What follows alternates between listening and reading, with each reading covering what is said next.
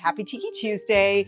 We have a very special guest for you today. He's the founder of Tiki Goth Club, host of the YouTube channel Tiki with Ray, author of the Tiki Nomicon zines, which we actually have here, the Nomicon zines, as well as Tiki with Ray, the Hideaways, and he also writes for Exotica Moderne. And without further ado, we have Ray Wyland here today. So we actually have a special treat for our audience. What's that? We are going to make a drink that was named after you. Yeah, can you believe that? It's actually in this book. My buddy Justin, I don't know how you say his last name. I'm not even going to try. He actually just came out with this cocktail book called Coconuts and Carnage.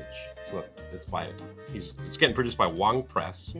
It just so happens that he made a drink named after me, and it's called the Ray's Escape, kind of like a nod to like the Ray's Mistake.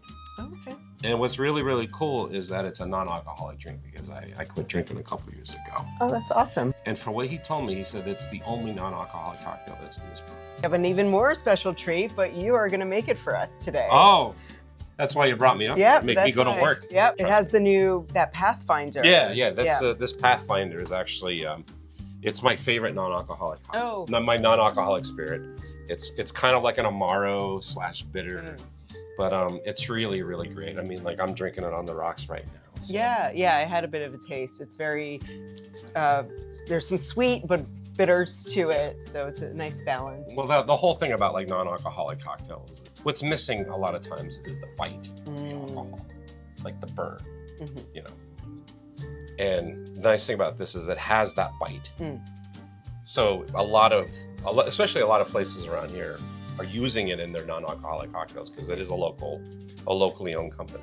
Oh, cool. Let's not let our audience wait and let's get to making it so we can try it. So the first ingredient is 1 ounce of coconut cream, but we're going to double the ingredients so that we have 2 drinks so we can all partake in it. So the first thing is 2 ounces of coconut cream. This is good stuff. I'll be honest with you, this is the hardest part of it all because it's like you gotta push this. Yeah. Tell us, how did you get into publishing? I think these zines are so interesting because it's like a really kind of older format, and you've brought it back, and especially covering tiki, a very novel idea. The thing about having a blog is it's like you can't hold it in your hand.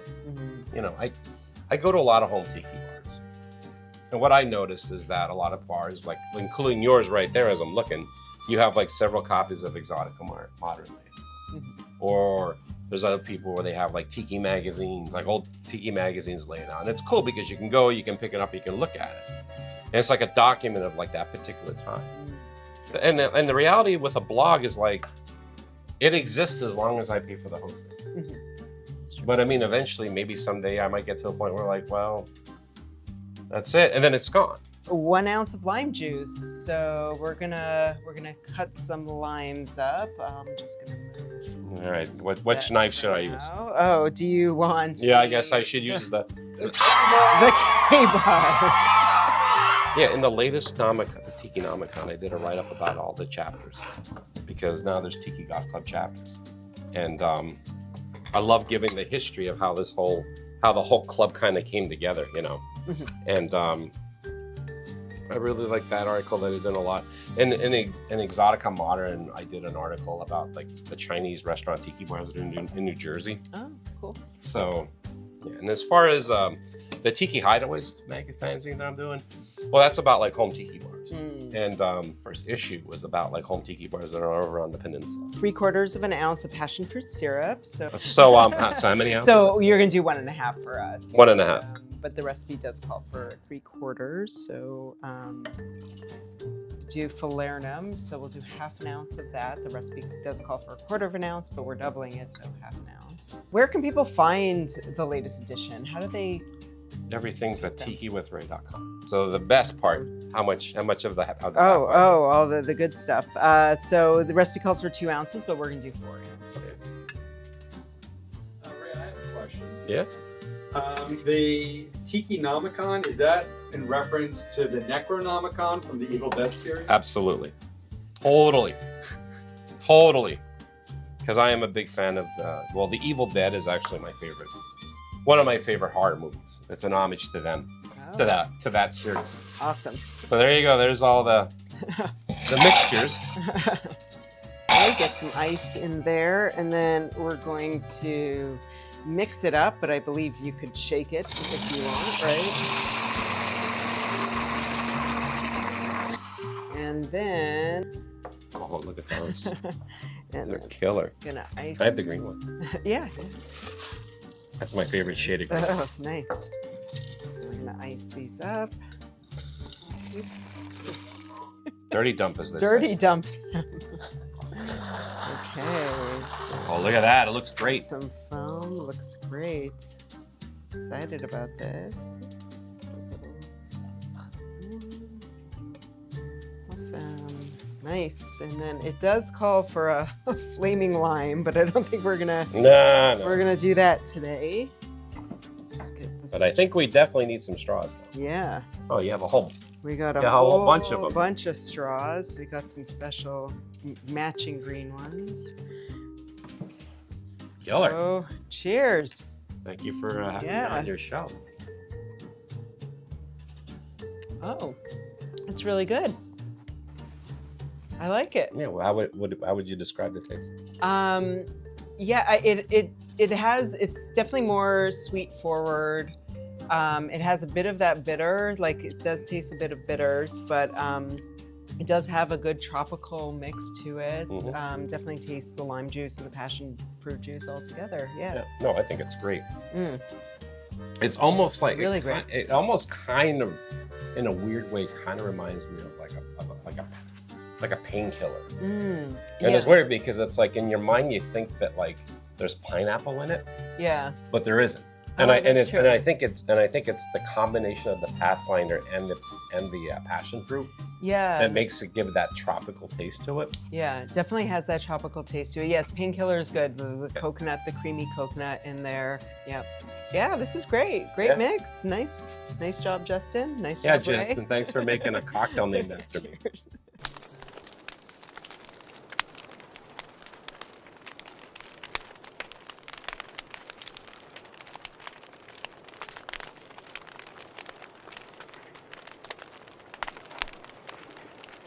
So I have a question for you. Oh, okay. So your show, Bamboos and Bitters, is relatively new. Mm-hmm. So it's you and Pete that are doing this. Yes. So what made you decide to start a YouTube show? That's a great question. Well, we have been kind of dabbling a lot in videos, and it's really kind of Pete's endeavors of making videos. And then we were just like, well, let's get a show together about many different aspects of Tiki. I think I was most interested in like exploring kind of the fashion of Tiki. I think there's so many angles to really explore, like music, the food, the drinks, of course. So we were like, let's start doing a channel that kind of explores all aspects. So we have like a few initial episodes out that are highlighting. Yeah, you're doing ones about AI generated cocktails. That was kind of fun because I think there's a lot of folks who have gone to the historical books, and that's great, and we love all the historical drinks, and we were kind of like, it was kind of more of a fun thing for us to like jump into and explore that way. I like it. I mean, it's something that I did many years ago. Did you?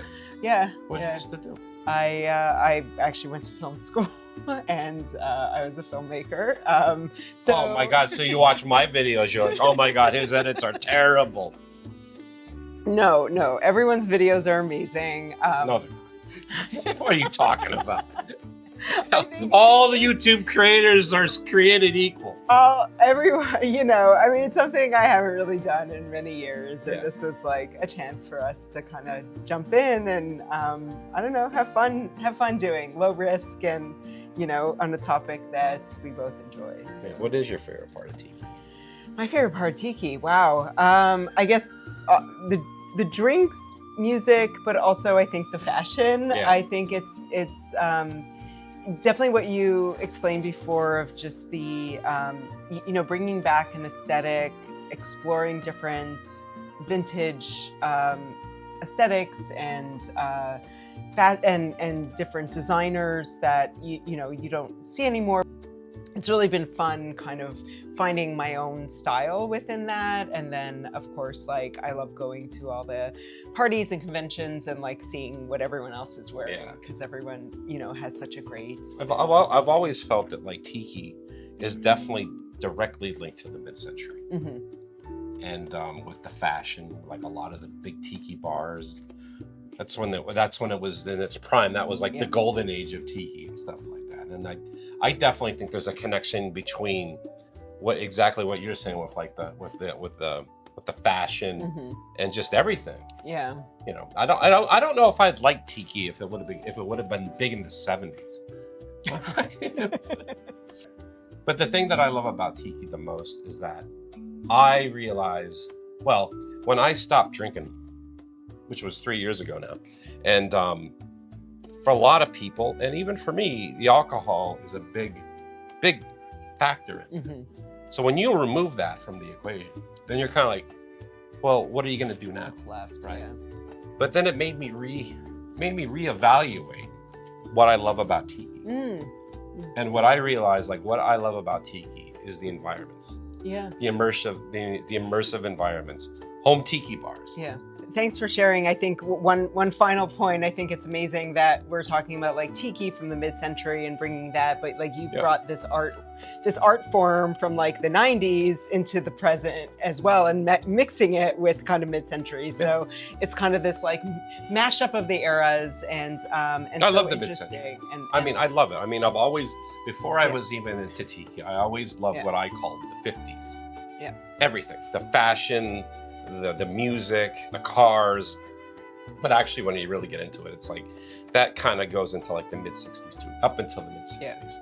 Yeah. And I still all love that aesthetic. Yeah. Well, it's amazing that you've like captured that with like the passion and this craft that, you know, is not around anymore because we're so digital first. So yeah, great. Well, thank you so much for coming and chatting. Don't forget to thumbs up and subscribe. And yeah, thanks again for being our return guest to our Anytime. show. And we'll love to see you again soon. I want to be like, you know how it is like with Saturday Night Live, with certain people that have come on many times. Oh yeah. So I'll be like the gold, like the gold host or something. Yeah, like I don't know. Your 5-timer. Yeah. Yes. No, yeah. Well, you'll get the 5-timer jacket and, you know, we'll call it a day. You should kind of come up with some kind of a jacket. I'll come on. Look at me. Look what I'm wearing. Well, thank you so much. And yeah, happy Tiki Tuesday. And yeah, try this drink. It's great. Yes.